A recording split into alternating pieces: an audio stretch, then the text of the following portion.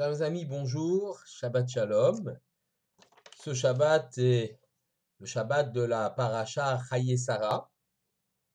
Cette paracha Chaye Sarah s'ouvre sur la mort de Sarah et les tentatives fructueuses d'Abraham d'acquérir une sépulture, un lieu de sépulture pour son épouse Sarah, ce qui va être fait par l'acquisition de la caverne de Marpella située à Hebron.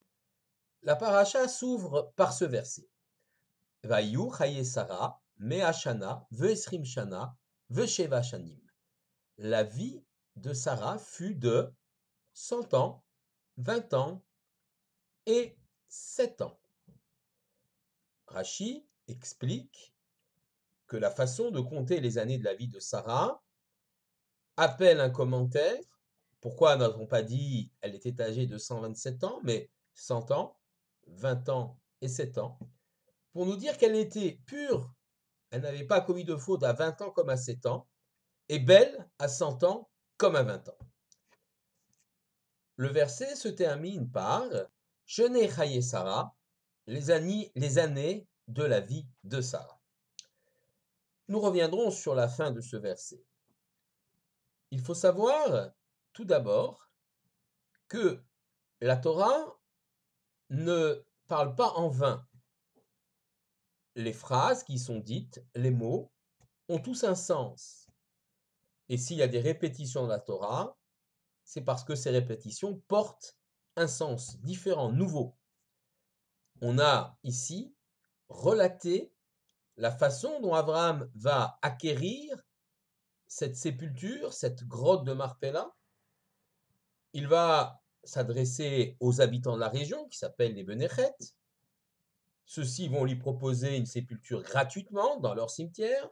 Abraham va refuser, il veut acquérir un territoire, et ce territoire appartient à Ephron, et il va donc demander au fils de Chet d'intervenir auprès d'Ephron pour qu'il veuille bien lui vendre la caverne de Marpella, le champ qui est autour, les arbres, l'ensemble de cet espace, pour y créer une sépulture pour sa épouse Sarah et pour d'autres, pour lui-même et pour d'autres après.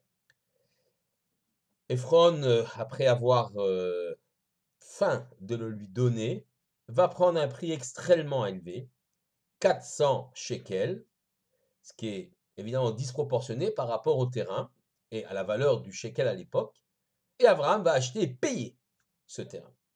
Première leçon, qui est une leçon contemporaine, lorsqu'une communauté juive s'installe dans un endroit, elle doit faire attention à acheter un terrain et à le payer en bonne et due forme pour qu'il n'y ait pas de contestation, afin d'y ensevelir ses défunts. Mais si la Torah relate avec de multiples détails l'acquisition de cette grotte, c'est que cette grotte a une importance particulière. Rashi explique le mot Marpella, Me'arat à Marpella, la grotte de Marpella. Chez Kfula, Bezugot, elle abrite des couples. Mais non, pas à l'époque d'Abraham, puisque Sarah va y être enterrée en premier, mais elle abrite des couples, Sarah, Abraham, puis Rivka et Yitzhak, Yaakov et Léa. En vérité, Abraham avait déjà perçu la force et la grandeur, la sainteté de cette grotte lorsque, poursuivant un veau qui s'était échappé, au moment où il voulait d'ailleurs lui faire la shrita pour servir une part de ce veau de la langue à ses trois invités, ce veau ayant trouvé refuge, dit le Midrash, dans cette grotte, il a ressenti un parfum du jardin d'Éden et a compris qu'Adam et Chava, les premiers hommes et la première femme, sont ensevelis là-bas, et par conséquent, il a voulu acquérir cette grotte. Donc, Me'arat Marpella, la grotte des couples.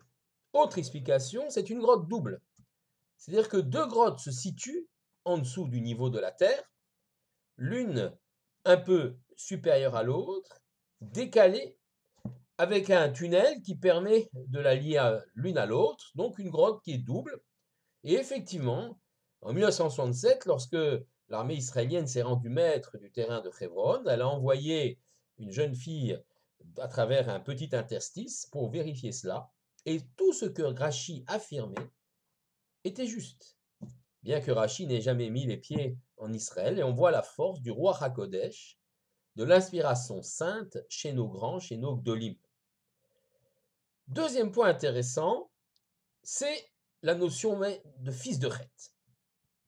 Le Midrash, dans Bereshit Rabbah, explique Amar Rabbi Eliezer, au nom de Rabbi Eliezer, Kama diot mishtapechot et Kama kulmusim mishtaberim kedei lirtov benechet. Combien d'encre a été versée? Combien de plumes ont été brisées simplement pour écrire le mot benechet? Asara peamim, 10 fois, tiv benechet, benechet. C'est marqué 10 fois fils de Chet, fils de Chet. Keneged aseret adibrot, par rapport aux 10 commandements. Le lamdecha, pour t'apprendre.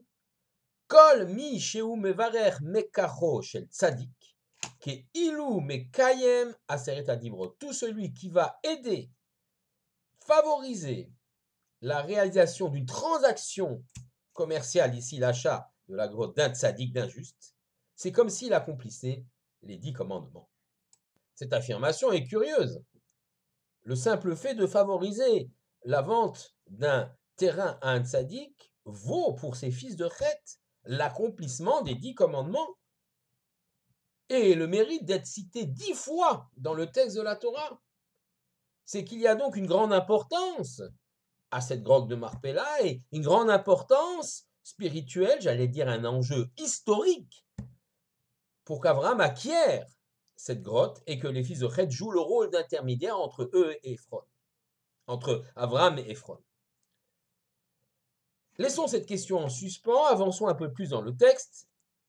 Il est marqué, Vatamot Sarah, Samara est morte, Vayavo Abraham nispod le Sarah velifkota, Abraham est venu faire le hesped, l'oraison funèbre de Sarah, et la pleurer.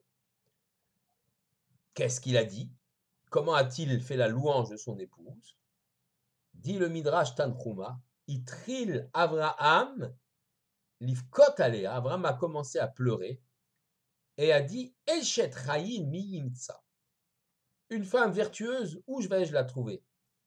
Et il va déclamer tout le Eshet Chayin, tout ce passage situé à la fin des Proverbes, écrit par le roi Salomon, que nous avons l'habitude de réciter tous les vendredis soirs à nos épouses. Évidemment, Abraham n'avait pas le texte écrit, il va être écrit beaucoup plus tard, des siècles plus tard, par le roi Salomon, mais Abraham a une sorte d'inspiration de Ruach HaKodesh, et il a déclamé cela.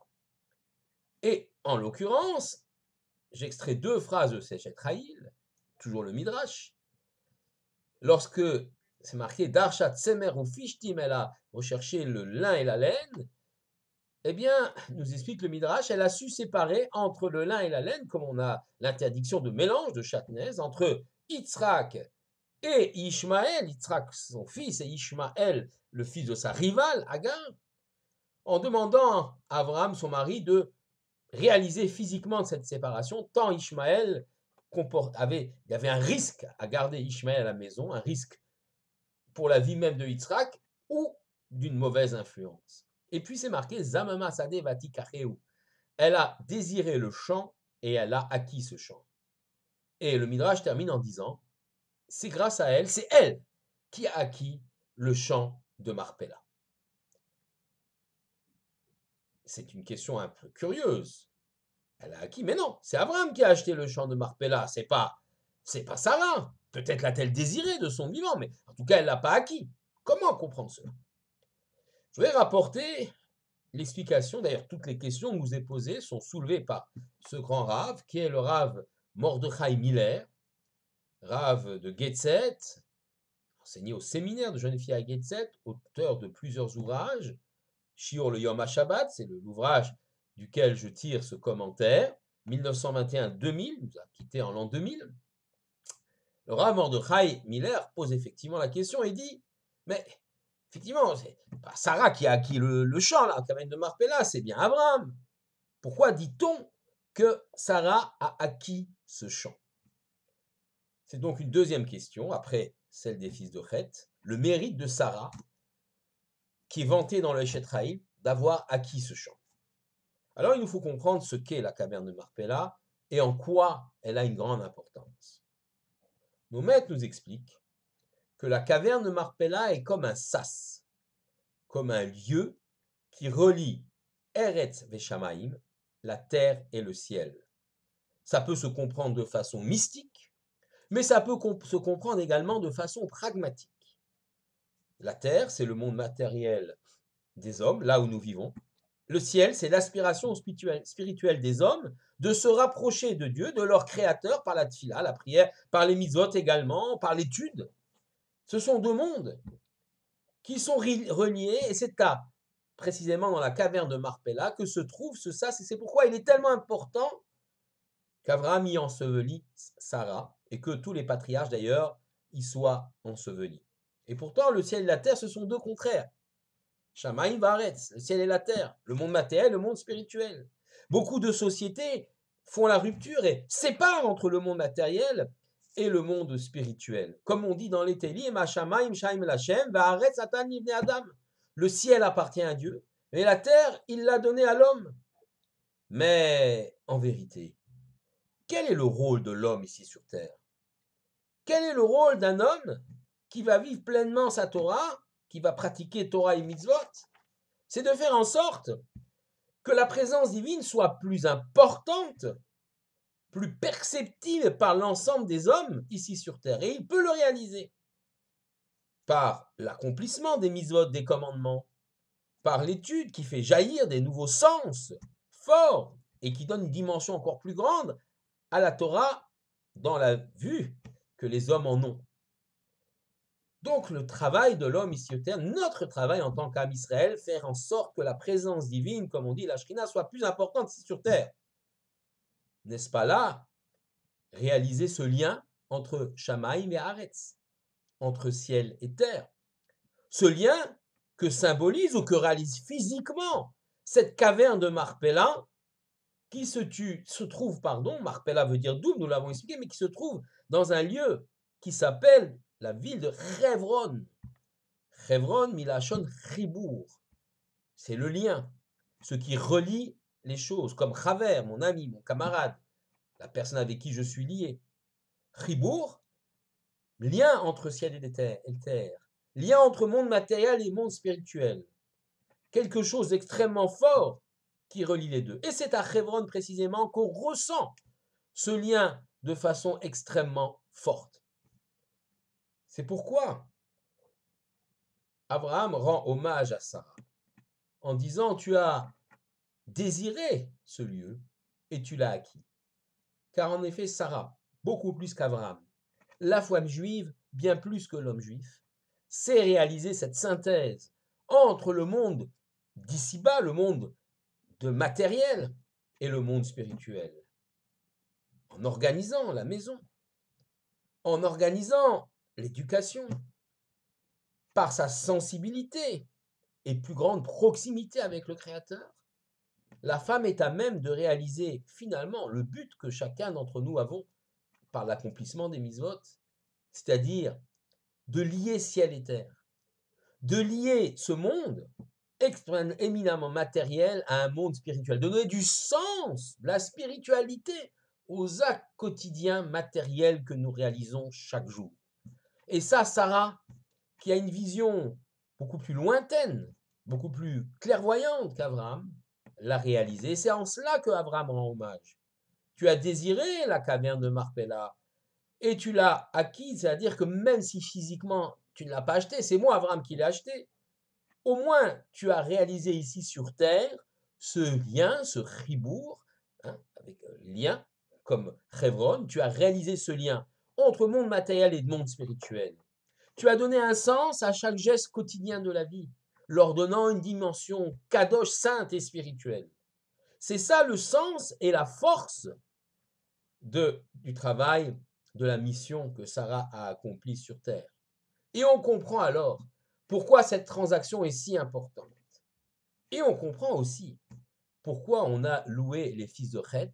On a cité 10 fois le nom des fils de Chet et on l'a écrit, on a considéré qu'ils avaient accompli un geste comparable aux 10 commandements. En effet, en aidant Abraham le tzaddik à acheter ce lieu, en vérité, ils installent Abraham dans toute la dynamique de lier monde matériel et monde spirituel, de faire connaître à l'humanité le nom de l'Éternel, le projet éthique qu'il a pour nous, peuple juif, et par ricochet pour toute l'humanité. Car lorsqu'Abraham acquiert ce lieu, il acquiert également l'idée de lier le ciel et la terre, de lier ce monde ici-bas au monde spirituel. Et en aidant simplement Abraham à réaliser cela, les fils de Chet participent quelque peu, à leur niveau, à la réalisation du projet divin, à savoir lier ciel et terre, à savoir mettre plus de spiritualité, plus de présence de l'Éternel dans le monde dans lequel nous vivons, ce qui veut dire plus éthique, plus de justice. Et c'est en cela qu'ils accomplissent ces 10 commandements. Les 10 commandements, c'est 2 tables.